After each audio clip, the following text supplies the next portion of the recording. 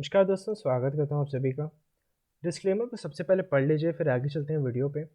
Friends, आज की video में हम दो चीज़ों की बात करने वाले हैं। सबसे पहले तो मैं आपको ये बताने वाला हूँ कि ये जो ट्रेड है वो कैसा गया था हमारा बैंक निफ्टी का, क्योंकि आज के दिन मैं सिर्फ एक ही ट्रेड कर पाया और आप लोगों को सिर्फ एक ही ट्रेड का अपडेट मैंने दिया व्हाट्सएप ग्रुप में, क्योंकि आज मेरे कुछ टेस्ट थे कॉलेज के, जिसकी वजह से मैं एक्टिव थोड़ा सा कम ही था आज। लेकिन फिर भी मार्केट में एक ट्रेड हमने ज़रूर लिया। उसके साथ हम दूसरी बात जो करेंगे वो करेंगे जो लेटेस्ट इंट्राडे मार्जिन्स हैं उसकी। दोस्तों, सेबी के जो मार्जिन का जो नया फ्रेमवर्क सेबी ने लाई थी, जो नए मार्जिन रूल्स लाई थी नवंबर 2020 में, उस टाइम मैंने एक वीडियो बनाई थी आप लोगों के लिए सेबी मार्जिन रूल्स की। और इस वीडियो को नहीं देखा है तो इस वीडियो को देख लीजिए। मैं इस वीडियो का जो लिंक है वो डिस्क्रिप्शन में आपको अवेलेबल भी करा दूंगा। लेकिन इस वीडियो में मैंने अच्छे से समझाया है कि क्या यहाँ पे मानसिकता हो सकती है सभी की, क्या साइकोलॉजी हो सकती है, और पूरी तरीके से मैंने कोशिश की है, क्योंकि जहाँ पे मार्जिन रूल्स जब आए थे उस टाइम पे जहाँ पे सारे लोग कहीं ना कहीं इस चीज़ की बुराई कर रहे थे, कहीं ना कहीं कह रहे थे कि ये सही नहीं है, ठीक है, वॉल्यूम्स कम हो जाएंगी, मैनिपुलेशन आसान हो जाएगा, उस टाइम मैंने पॉजिटिविटी और नेगेटिविटी दोनों ही एस्पेक्ट्स को आप लोगों के सामने रखा और बिना ये बताया कि भाई अच्छा है या बुरा है, मैंने एक न्यूट्रल पर्सपेक्टिव आप लोगों के सामने रखा है और आप लोगों को ये डिसाइड करने दिया है कि कैसा है। तो चलिए इस वीडियो को आप देख लीजिएगा, मैं लिंक आपको डिस्क्रिप्शन में अवेलेबल करा दूंगा। दोस्तों, सबसे पहले बात करनी है कि इंट्राडे जो मार्जिन हैं वो हुए क्या हैं अभी। ठीक है, सबसे पहले तो आप ये देखो कि index future and option, stock future and option के, मतलब फ्यूचर एंड ऑप्शन का जो सेगमेंट है उसके लिए 52% अपफ्रंट मार्जिन लगाना ज़रूरी हो गया है, यानी अपफ्रंट इतना मार्जिन आपके अकाउंट में होना चाहिए। मैंने आज एक मैसेज आप लोगों, सबसे पहला जो मैसेज था मेरा वो था कि सेबी ने मार्जिन्स को इंक्रीज़ किया हुआ है आज से, यानी मार्च 2021 को मार्जिन्स को इंक्रीज़ किया हुआ है। तो इस पे एक पर्सन का मुझे रिप्लाई आया कि शायद आपसे गलती हो गई है, मार्जिन्स इंक्रीज़ नहीं डिक्रीज़ हुए हैं, या इस पे कोई कन्फ्यूजन था। तो मैं क्लैरिफाई करना चाहता हूँ कि देखो, दो टर्म्स होते हैं, एक होता है लेवरेज और दूसरा होता है मार्जिन, जो कि दोनों टर्म इन्होंने थैंकफुली यहाँ पे लिख रखे हैं। लेवरेज का मतलब ये होता है कि आप अपनी पोजीशन के लिए ब्रोकर से कितना पैसा उधार ले रहे हो। मार्जिन का मतलब होता है कि आप अपनी पोजीशन खड़ी करने के लिए कितना पैसा आपको अपने डीमैट अकाउंट में रखना है। ठीक है, कम से कम कितना रखना है, जो ब्लॉक्ड होता है वो मार्जिन होता है। तो मार्जिन यहाँ पे बढ़ाए गए हैं, आपको अब ज़्यादा पैसा रखना है अपनी पोजीशन को खड़ी करने के लिए। लेवरेज को घटाया गया है, लेवरेज को डिक्रीज किया गया है, मार्जिन को इंक्रीज किया गया है। ठीक है, तो इस कन्फ्यूजन के को दूर करने के बाद अब मैं यहाँ पे बताना चाहूँगा आप लोगों को। दोस्तों, 52% का जो अभी यहाँ पे फिगर दिख रहा है, ये 25% था मार्च से पहले, यानी अगर फ्यूचर एंड ऑप्शन सेगमेंट में आप काम कर रहे हो, स्पेशली इंट्राडे में, दोस्त लगभग डबल हो गया है मार्जिन। और एक क्वेश्चन है बहुत बड़ा कि अगर जो फ्यूचर्स हैं उनका मार्जिन ऐसे ही बढ़ता रहा तो फ्यूचर्स का मतलब क्या रहेगा। फिर तो सामने लोग कैश में क्वांटिटी उठा लेंगे, पूरा जो लॉट साइज है उसकी क्वांटिटी कैश में उठा लेंगे। तो मतलब क्या रहेगा। खैर, हो सकता है वहाँ पे कुछ मतलब आए, मुझे नहीं पता। ठीक है, बट अगर मार्जिन ही नहीं है तो एफ एंड ओ सेगमेंट का कोई मतलब नहीं रहता है। और आज इसकी वजह से काफ़ी बवाल भी हुआ इसके पे। मतलब देखो कितने ऑर्डर मेरे कैंसिल हुए, कैंसिल हुए क्या है, मतलब मैंने किए हैं, क्यों किए हैं मैं बताता हूँ।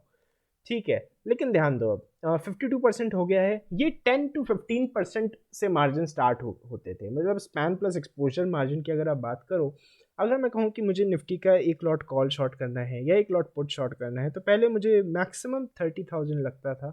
नॉर्मली 27 या 28,000, मैक्सिमम 30,000 लगता था इंट्राडे के अंदर एक लॉट को शॉर्ट करने के लिए। लेकिन अब उसी चीज़ को 52% तक कर दिया गया है, यानी पहले का जो था वो तो उसका मतलब उससे तो बहुत ज़्यादा बढ़ गया है, शायद पहले 15% था, अब 52 हो गया है।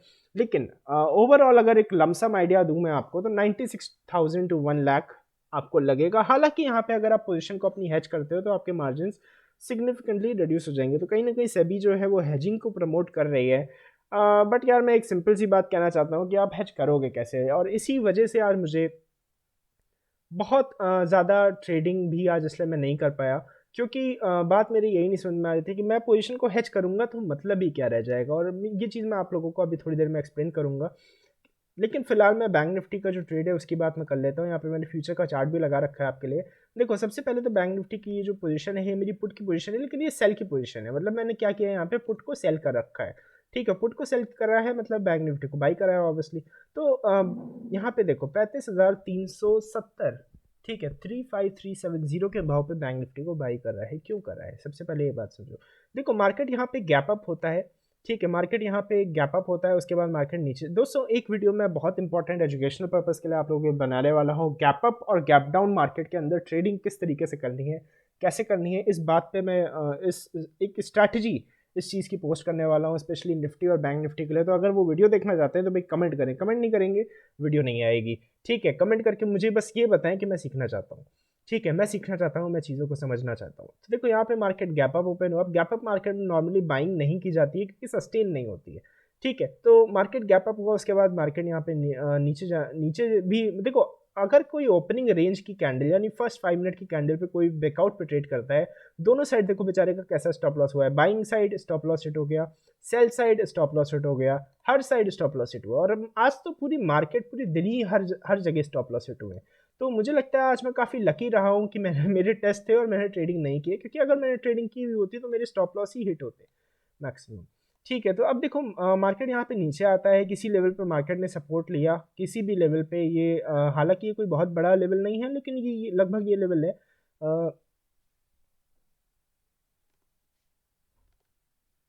तो अब क्योंकि ये बहुत बड़ा कोई सिग्निफिकेंट ऐसा लेवल नहीं था कि यहाँ पे कोई आपको मतलब कोई आइडेंटिफिकेशन के लिए आपके पास कोई ऐसा सिग्नल नहीं था, कोई ऐसा बड़ा लेवल नहीं था, क्योंकि ये कोई बड़ा लेवल नहीं है। अगर मान लो सपोर्ट लेना था इस लेवल के आसपास से लेता, वहाँ पे एक बाइंग बन सकता था, या फिर इस लेवल के आसपास थोड़ा ऊपर से लेता, हाँ यहाँ पे लगभग थोड़ा यहाँ से, ठीक है, तो एक बाइंग बन सकता। लेकिन ये एकदम बीच में इसने क्योंकि सपोर्ट लिया, तो यहाँ पे कोई बड़ा बाइंग था नहीं। लेकिन अब उसके बाद होता क्या है कि क्योंकि फ्यूचर के चार्ट अगर आप देख रहे हो तो वहाँ पे आपको वॉल्यूम्स दिखते हैं।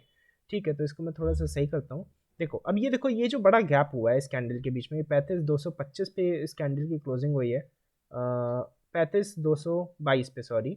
और ये जो कैंडल है इसकी ओपनिंग हुई है यहाँ ऊपर से देखना आप 323 पे, तो एक बड़ा गैप यहाँ पे हुआ है।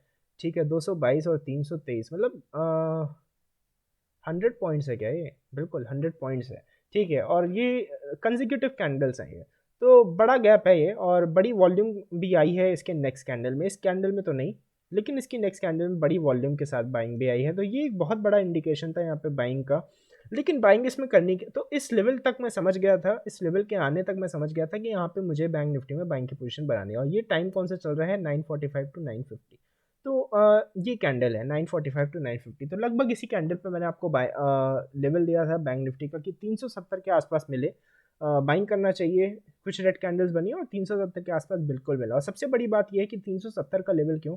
क्योंकि ये जो कैंडल है इसका ब्रेकआउट इस लेवल पे आया था, मतलब ये वाली जो कैंडल है, ठीक है, ये ब्रेकआउट अगर इस हाई को आप देखोगे ऊपर से तो ये है 366 का। तो इस हाई तक मुझे लग रहा था कि वापस एक बार टेस्ट करने के लिए आए।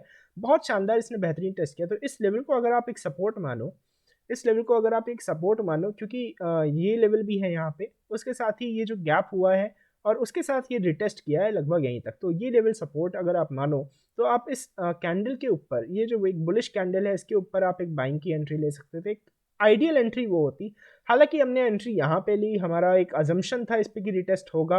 हो सकता है रिटेस्ट हो के नीचे भी चला जाता तो हम वहाँ पे स्टॉप लॉस हमारा हो जाता, हम उसको स्वीकार करते। लेकिन हम क्योंकि एक जल्दी एंट्री लेने के चक्कर में, हालांकि देखो बहुत ज़्यादा फर्क नहीं पड़ा, प्राइस में बहुत ज़्यादा डिफरेंस नहीं रहा, तो इस कैंडल के हाई के ऊपर आपने बाइंग करनी थी। अब बात आती है कि आप जो टारगेट है 35610, तो ये कैसे आता है दोस्तों? अगर आप ट्रेड करते हैं इंट्राडे के अंदर तो मुझे लगता है कि आपको ईएमएस को ज़रूर अपने चार्ट में लगा के रखना चाहिए, स्पेशली 200 के ईएमओ को। अगर आप किसी और ईएमओ को अपने चार्ट में लगाना नहीं भी चाहते हैं तो 200 के ईएमओ को स्पेशली अपने चार्ट में लगा के रखिए दोस्तों। फ्यूचर के अंदर हालांकि यहाँ पे आपको चीज़ें बहुत ज़्यादा क्लैरिटी से नहीं दिखेंगी। मैं लगभग यहाँ पे देखो, मैं इसको आपको ले चलता हूँ दिन के स्टार्ट में। तो दिन का स्टार्ट यहाँ पे हुआ है, ठीक है। फ्यूचर के अंदर ये जो भाव चल रहा था, ठीक है, ये जो भाव चल रहा था ये है 200 ईएमए का, ये जो डार्क ग्रीन लाइन है 200 ईएमए की। तो इसमें क्योंकि आपको बहुत ज़्यादा क्लैरिटी नहीं है तो हम चलते हैं स्पॉट के चार्ट पे, ठीक है। तो क्योंकि जब आप बैंक निफ्टी में ट्रेड करते हो तो फ्यूचर और स्पॉट दोनों को ही आपको नज़र रखनी पड़ती है, दोनों को ही आपको देखना पड़ता है। तो स्पॉट के चार्ट में अगर आप एक चीज़ को देखोगे तो यहाँ पे मैंने एक रेजिस्टेंस की लाइन भी मार्क कर रखी है।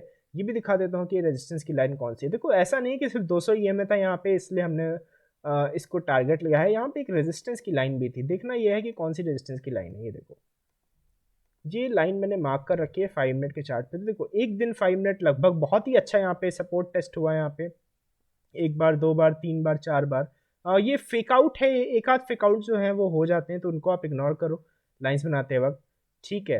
तो फिर ये टेस्ट मतलब यहाँ पे रेजिस्टेंस लिया, यहाँ पे सपोर्ट लिया, उसके बाद यहाँ पे ब्रेकआउट किया तो ठीक है, कोई बात नहीं है। बट क्योंकि देखो ब्रेकआउट किया तो अब हम लेवल को चेंज नहीं कर सकते, क्योंकि हमें इसी लेवल पे हमें देखना है, इसी लेवल के आसपास बैंक निफ्टी कैसा बिहेव कर रहा है, हमें वो चीज़ देखनी है। तो ब्रेकआउट कर जाएगा तो ठीक है, ऊपर चला जाएगा, लेकिन फिलहाल के लिए हम तो इस लेवल पे रेजिस्टेंस मान सकते हैं, ठीक है। फिलहाल तो मतलब यहाँ पे क्या हुआ, अब देखो ध्यान से, यहाँ पे ये हुआ, अगर ब्रेकआउट कर जाएगा तो ऑब्वियसली ऑपोजिट ट्रेड ले लेंगे, ऑपोजिट डायरेक्शन में स्टॉप लॉस को, मतलब स्टॉप लॉस की जगह डबल क्वांटिटी कर देंगे, ठीक है। लेकिन अब देखो क्या हुआ, गैप अप हुआ, नीचे आया, और यहाँ पे लगभग यहाँ पे आपका बाइंग होता है, ठीक है, लगभग यहाँ पे आपका बाइंग होता है विद दिस हैमर, ठीक है। तो इस हैमर के साथ यहाँ पे ये बाइंग होता है। अब देखो ये जो कैंडल बनी, ये जो शूटिंग स्टार कैंडल बनी, ये देखो, ये जो शूटिंग स्टार वाली कैंडल ये बनी है, ये लगभग 200 EMA के एकदम नीचे बनी है। तो अगर तो ये कैंडल के बाद मार्केट जब तक साइडवेज रहता है तब तक आपके लिए ठीक है, तब तक आपके लिए कोई कंडीशन बेकार नहीं है। लेकिन अगर इस कैंडल को कोई रेड कैंडल ऐसी ब्रेक कर दे तो भाई यहाँ पे इसका एग्जिट ज़रूर था, ठीक है। मतलब अगर यहाँ पे एग्जिट कोई, देखो यहाँ पे तो कर नहीं पाए होंगे, हालांकि फ्यूचर मैंने जो टारगेट दिया था 35,610 का, अगर फ्यूचर में टारगेट आपने लगा के रखा होगा टारगेट ऑर्डर, तो आपकी ये जो कैंडल इसका ही 615 का बना है। बट फिर भी मैं मानता हूँ कि बहुत लोग इतने फास्ट नहीं होंगे, वो शायद एग्जिट नहीं कर पाएंगे, ठीक है। तो इसीलिए मैंने जब टारगेट आपका हिट हो गया तो अपनी पोजीशन पहले मैंने क्लोज की, ठीक है। उसी के साथ आप लोगों को स्क्रीनशॉट भी भेजा, ठीक है। सबसे पहले तो मैंने आपको मैसेज किया कि 200 EMA के पास बेरिश हो रहा है, बुक करना चाहिए, और उसके बाद मैंने अपनी पोजीशन क्लोज की, फिर आपको स्क्रीनशॉट भेजा उस चीज़ का। और यहाँ पे मैंने चार्ट भी शेयर किया है जिसमें आपको दिखाया है कि 200 EMA के पास बेरिश हो रहा है। हालांकि उस टाइम ये कैंडल पूरी नहीं बनी थी, लेकिन एक रेड कैंडल यहाँ पे बनने का संकेत, सीधा सीधा संकेत है, ठीक है, उस चीज़ का। तो अब ये चीज़ आपको इंट्राडे में अगर ट्रेड करते हैं तो इस चीज़ का जरूर ध्यान रखना है। इंपॉर्टेंट ये है कि एक रेजिस्टेंस भी था 200 EMA, सिर्फ 200 EMA होता तो शायद क्रॉस कर सकता था, रेजिस्टेंस भी था इसलिए क्रॉस नहीं कर पाया, और पूरे दिन मार्केट 200 EMA के नीचे रहा है बैंक निफ्टी। तो अभी बहुत ज़्यादा बुलिश नहीं होना है, ठीक है, क्योंकि मार्केट ने अभी 5 मिनट के चार्ट पे ही ब्रेकआउट नहीं दिया है, और ये बड़ा रेजिस्टेंस होने वाला है दोस्त, ये बड़ा रेजिस्टेंस होने वाला है। इसको पार करने में भी आंधी आने वाली है 35,600 को, ठीक है। तो यहाँ पे थोड़ी सी दिक्कत हो सकती है, एक बार मुझे लगता है फिर से रेजिस्टेंस फेस करेगा ये, तो सेल ऑन राइज है तब तक बैंक निफ्टी। तो ये थी आज की कहानी। उसके बाद दोस्तों मैं एक चीज़ और आपको बताना चाहता हूँ, बड़ी मज़ेदार। देखो दोस्तों, यहाँ पे मैंने पुट में एक ट्रेड लगाया, और जैसा मैं अभी काउंटर ट्रेड की आपसे बात कर रहा था, ठीक है, कि अगर मान लो मेरा जो, क्योंकि ये पुट का ट्रेड जो मेरा सेल का था वो बुलिश साइड में ट्रेड था, अगर मान लो मार्केट यहाँ पे बेरिश हो जाता है या नीचे आ जाता तो उसके लिए मैंने क्या किया था, मैंने एक ऑर्डर यहाँ पे लगाया था कॉल का, ठीक है, जो कि मेरा ऑर्डर रिजेक्ट हो गया था बिकॉज ऑफ इनसफिशेंट फंड्स। काफ़ी ज़्यादा एक मतलब क्या बोलूँ, देखो दोस्तों, ऑप्शन सेलिंग की जो पोजीशंस हैं, ठीक है, दोनों साइड में लगभग, हालांकि उसको एक्सचेंज हेज नहीं मानता है, अगर आपने एक पुट और कॉल को सेल किया है तो वहाँ पे एक्सचेंज तो सही था इस चीज़ में, तो मैंने कुछ फंड्स को वहाँ पे ऐड किया, ठीक है। और उसके बाद मैंने ये देखा कि मेरा जो स्टॉप लॉस का ऑर्डर है, यानी ये जो पुट मैंने सेल किया, इसका जो स्टॉप लॉस का ऑर्डर है 10,000 रुपये उस ऑर्डर को लगाने के लग रहे हैं। मतलब अगर मैं इस ऑर्डर को कैंसिल करता हूँ, ठीक है, उसके बाद मैं अगर फिर से कॉल सेल का ऑर्डर लगाता हूँ तो मेरा वो ऑर्डर लग गया था, ठीक है। कॉल सेल का ऑर्डर फिर से अगर मैं लगाता हूँ इस ऑर्डर को कैंसिल करके तो वो लग गया था, और फिर स्टॉप लॉस का भी ऑर्डर लग गया था। लेकिन उसके बाद क्या हुआ कि मेरा मार्जिन यहाँ पे, क्योंकि जब फ्लक्चुएशंस होते हैं आपके पोजीशन में तो मार्जिन पॉजिटिव नेगेटिव होता रहता है, ठीक है। तो जनरली ऐसे दिन कोशिश करनी चाहिए कि अवॉइड करना है ट्रेडिंग को, ठीक है। तो अच्छा ही हुआ कि आज बहुत ज़्यादा हमने ट्रेडिंग नहीं की, क्योंकि मार्केट जो है वो किसी न्यूज़ को अब्जॉर्व करने की कोशिश करता है, और यहाँ पे जितने भी ट्रेंड ट्रेडर्स रहे होंगे, ट्रेंड की डायरेक्शन में जितने भी ट्रेडर्स रहे होंगे, मुझे लगता है दोनों ही डायरेक्शन में यहाँ पे स्टॉप लॉसेस हिट हुए हैं। किसी ने सोचा होगा कि इस लेवल पे ब्रेकआउट हो जाएगा 200 EMA का, वहाँ पे भी कोई पोजीशन नहीं बनी। किसी ने इस लेवल पे सोचा होगा कि अच्छा इसको ब्रेक कर रहा है, यहाँ तक आएगा, यहाँ पे भी कोई मतलब नहीं रहा, कोई फ़ायदा नहीं रहा। तो ओवरऑल पूरा साइडवेज मार्केट रहा, दोनों ही साइड पे ऑप्शन जो सेलर्स हैं उनको पैसा दिया, और सभी ने हमको ऑप्शन सेल करने नहीं दिया, ठीक है, मतलब करने दिया बट ज़्यादा मार्जिन के साथ। तो ये चीज़ थी, आज की ये कहानी थी।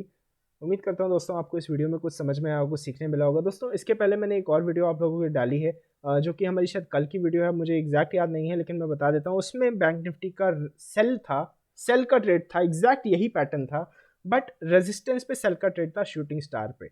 तो दोस्तों अगर आप हमारी वीडियोज़ को लगातार देख रहे हैं तो कुल मिला के आपको स्ट्रैटेजी जो तरीका है ट्रेड को समझने का, बस यही तरीका है। ठीक है, और कुछ भी नहीं है, जितना मैंने आपको बताया बस उतना ही है। ठीक है, तो मार्केट सिंपल है, बट आपको सपोर्ट और रेजिस्टेंस बना के रखने हैं, वहाँ पे कंफर्मेशन का वेट करना है और उसके बाद आपको फिर स्टॉप लॉस लगा के खड़े हो जाना है। ठीक है, तो ये चीज़ आपको करनी है, सॉरी ये चीज़ मैं करता हूँ और आपको पसंद है तो आप भी कर सकते हो। मिलता हूँ दोस्तों नेक्स्ट वीडियो में। नमस्कार, जय हिंद।